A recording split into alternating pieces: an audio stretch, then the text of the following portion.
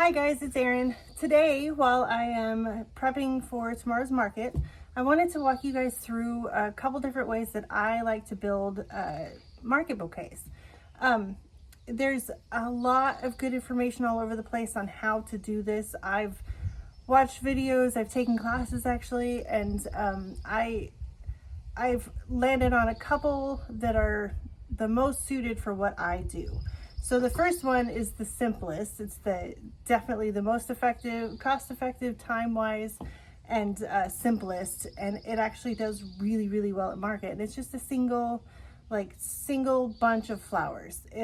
I do this for items like, for flowers like tulips, sometimes ranunculus, and a lot of times sunflowers. So that's one of my go-to. I'm gonna make one right now. I know you've seen it before, but may as well show you one more time how I actually put the stems together to get the what I find is the best looking bunch.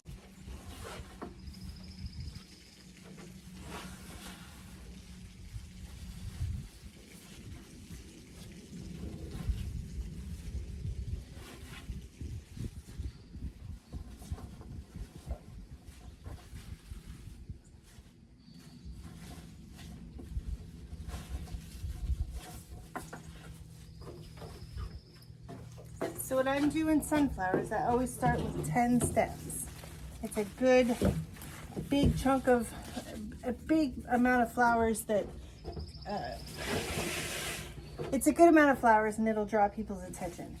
So when I'm actually making the bouquets, this is the market bouquet part. So the stem's kind of a little bit curvy, but that's okay. It looks really good in a vase.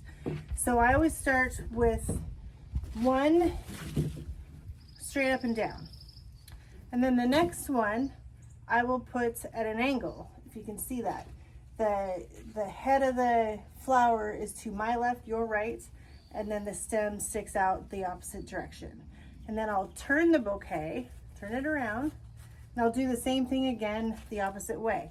I'll put the next stem with that head to the left, your right, and then the stem going the opposite way. You can see it's crisscrossing, but it's on either side of the stem. Eventually it'll make a spiral. Do it again, spin it, and then add another one. Head to the left, tail to the right. And just keep working your way around. Head to the left, tail to the right. And eventually, once you get all your flowers in there, you'll have a big, wide market bouquet. Can you see how the stems are splaying out? Just keep doing that through all 10 flowers. It's definitely sunflower season. And the last one in there. Now, I always look at the top. There's a lot of leaves. I'll pinch some of them out so you can see that it's full of flowers, just to be sure. That's pretty good. And you see how I have this big spiral of stems? That's from putting always in the same direction right in front of you. If you put the head of the flower to the left and the stem to the right and just keep spinning it and adding them, it works perfectly well, and you get a big full bouquet without cramming everything together and smashing flowers. So from here, I'll wrap the stems. I take one rubber band up the stem and I spin it around, and these stems are too long. Hang on.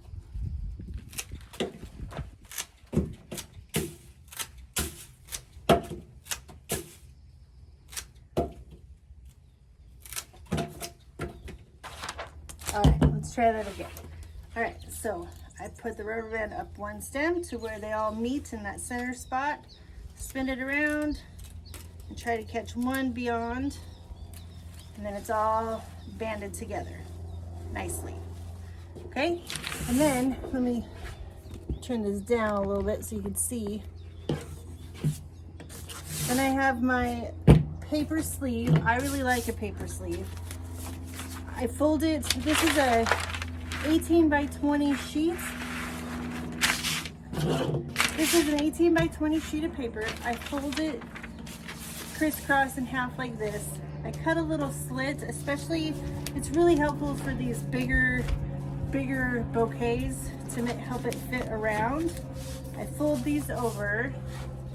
I lay the flowers in there, and I try to get that split right where the band is. I'm gonna pull it up.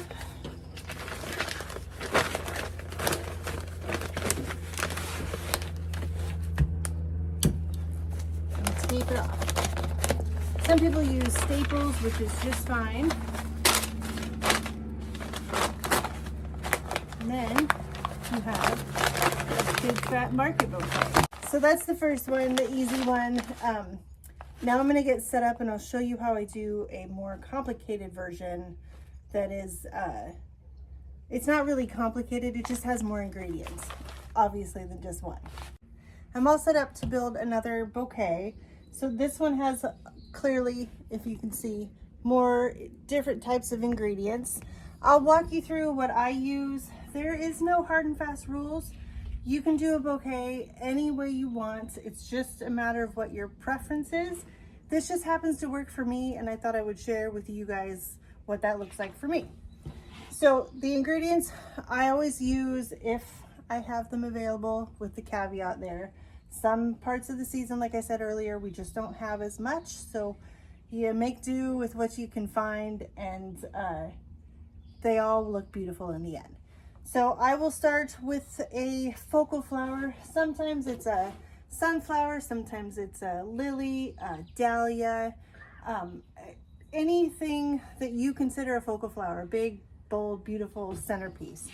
This one, look at this. This is just gorgeous. I usually, with lilies, I try to include closed stems along with open stems, and I try to usually do at least, well, usually two flowers per bunch, because I mean 2 flowers is really multiple, because there's obviously several open, several closed, but that makes a good focal centerpiece for my market bouquets. The next ingredient that you need is a disc.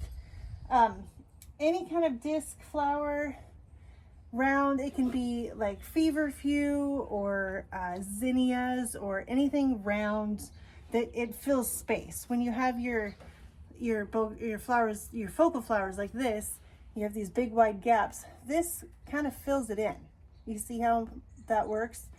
I'll show you when we put it all together, but the disc flower or the filler flower just kind of fills in the gaps to make your bouquet big and lush. And then I always like to add spikes or line flowers, depending on what class you take in or what floral school you come from. These add just another layer of texture, a different shape in your bouquet. You always need some greenery. It's the one thing in a bouquet that if you don't have it, you don't necessarily know what it is, but something's missing. Foliage is very important. My preference is always to use woody stems, like this is 9 bark, if they're available. It takes a little bit later in the season to get a lot of these, but I do in the early spring. I will, if you could see, well, if you've seen my other videos, you've seen around my property, we have loads and loads of wild cherry trees and all kinds of shrubs, and I will just cut from them all spring, and then waiting for the greenery that I planted to bloom, or to get hard stems, rigid stems to hold up in a bouquet. There's also lots of great things like basil and mint and different types of foliages, but foliage is a big piece, a big part of your bouquet, believe it or not. And then I always try to add something that, for me, I call it sparkle. I've heard it called air, or a couple different names, but it's just something interesting, unique, and sort of small that sticks out of your bouquet. It's the thing that makes people want to touch it. This is a Statice, a Suwarii something. It's a rat tail Statice. It's absolutely beautiful and it's interesting, and most people have no idea what it is. They've never seen it before.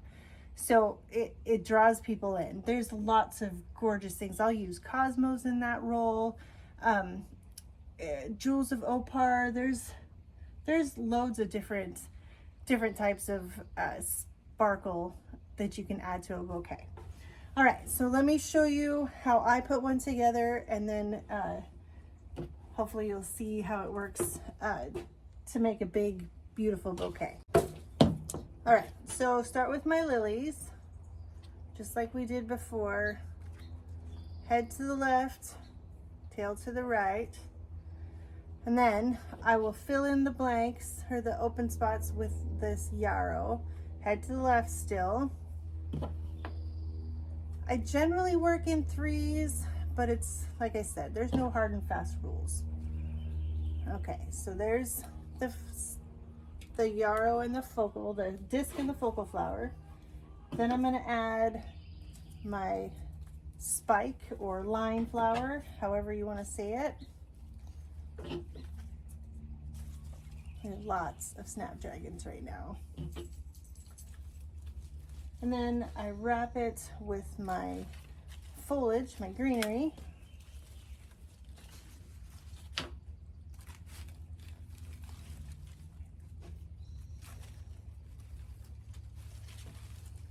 And then I add in my sparkle.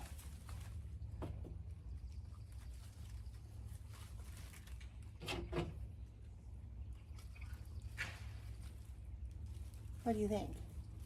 Okay, you see I still have that same spiral. It makes it a big, full, lush bouquet without having to use 35 stems. So let me wrap this up and I'll show you how it looks when it's all ready. Up the stem, wrap it around, and then wrap it in craft paper.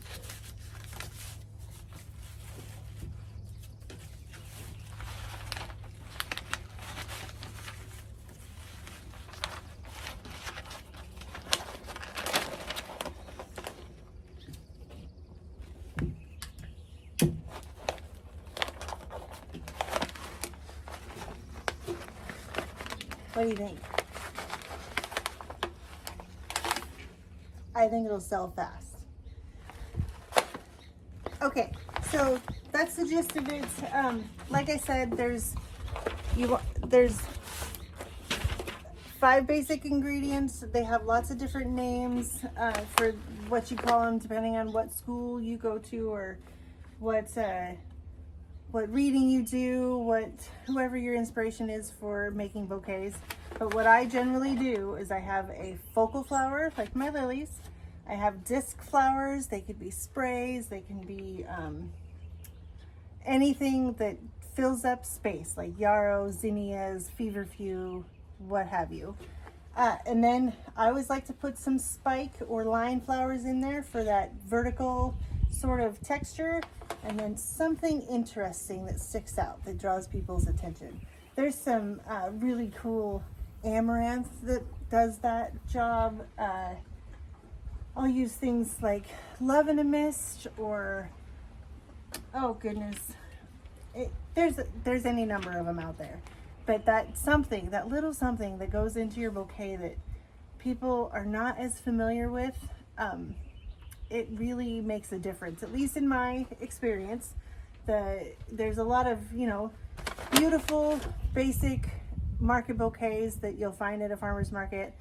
But in my experience, in my market, there's 2 other vendors. There's one that does the big Pike Place Market, Seattle, like the big classic bouquets that are just chock full of flowers that I, at my size of farm, cannot compete with.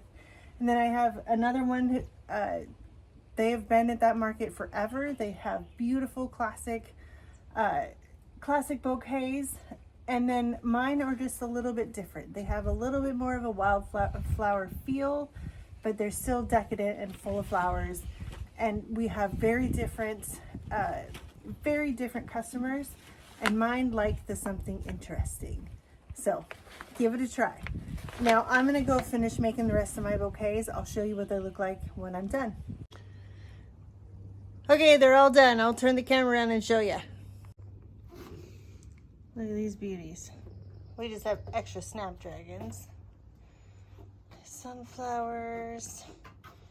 That was one of the first ones we did. Let's come over here. Sunflowers, sometimes I add some other color just for scent.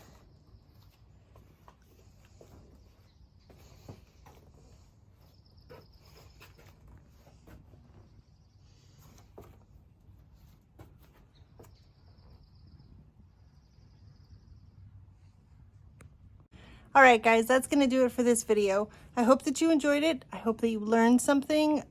Give a try the techniques the tips that I had for bouquet making. The single variety like these sunflowers, and there's always the option of the multi-variety with the focal flower, a disc or a filler flower, a line or a spike flower, foliage, and something that sparkles. That's a really good combination. It covers all the bases, and people, in my experience anyways, seem to enjoy it. So again, I hope you enjoyed this. If you haven't hit the subscribe button yet, give it a shot. I hope you enjoyed this. I hope you learned something, and I will see you in the next video. Bye, guys.